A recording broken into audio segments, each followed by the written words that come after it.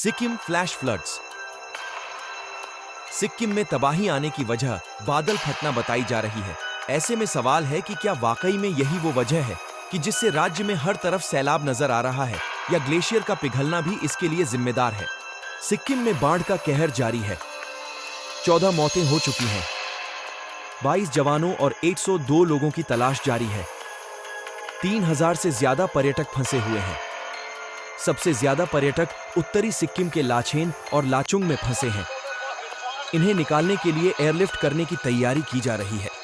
प्रभावित इलाकों में बचाव और राहत कार्य किया जा रहा है। सिक्किम में तबाही आने की वजह बादल फटना बताई जा रही है। ऐसे में सवाल है कि क्या वाकई में यही वो वजह है कि जिससे राज्य में हर तरफ सैलाब नजर आ रहा है, या ग्लेशियर का पिघलना भी इसके लिए जिम्मेदार है। Sikkim state disaster management authority (SSDMA) की रिपोर्ट के मुताबिक सिक्किम में बाढ़ तब आई जब राज्य में लगातार बारिश के कारण नॉर्थ वेस्ट इलाके में 17,000 फीट की ऊंचाई पर बनी ग्लेशियर लेक बेकाबू हो गई। इससे राज्य के निचले हिस्से में तेजी से पानी पहुंचने लगा।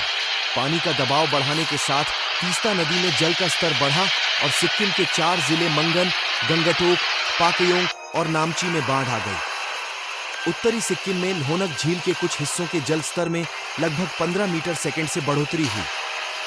यह 227 मीटर के निशान को पार कर गया, जो खतरे के स्तर से लगभग 3 मीटर ऊपर था। इसके बाद झील की दीवार ही डैमेज हो गई। हालात बिगड़ने के लिए ग्लोव स्थिति को जिम्मेदार बताया गया। यह स्थिति क्या है, अब इसे भी समझ लेते हैं। पिछले कुछ सालों में हुई स्टडी बताती हैं कि ग्लेशियर के पिघलने से लोहनक झील का आकार बढ़ता जा रहा है। पहले ही झील का आकार बढ़ने से ग्लोव का खतरा जताया जा चुका है। ग्लोफ GLOF का मतलब होता है ग्लेशियर लेक आउटब्रस्ट फ्लड। इसे सिक्किम के उदाहरण से समझते हैं। ग्लेशियर के पिछलने के कारण जिन झीलों में पानी पहुंचता है उसे ग्लेशियर लेक कहते हैं। ये ऐसी झीलें होती हैं जो या तो ग्लेशियर के ऊपर नीचे या उसके आसपास बनी होती हैं, या ग्लेशियर का पानी सीधे लेक तक पहुंचता है। सिक्किम में ऐसी ही एक झील है लोहनक लेक। ऐसी झीलों का आकार बढ़ना खतरनाक होता है क्योंकि इनमें बर्फ के साथ टूटी हुई चट्टानें और भारी मात्रा में मलबा होता है। जब ये झीलें अपना दायरा तोड़ती हैं तो तबाही लाती हैं। ऐसा होने की स्थिति को ही ग्लोफ कहते हैं। ऐसे मामलों में पहाड़ों या ऊपरी हिस्सों से सीधे निचले हिस्से में पानी पहुंचता है। इंडियन एक्सप्रेस की रिपोर्ट के मुताबिक ग्लोफ की स्थिति कई वजहों से बन सकती है। बारिश बहुत ज्यादा होने पर, भूकंप आने पर या हिमस्खलन होने पर।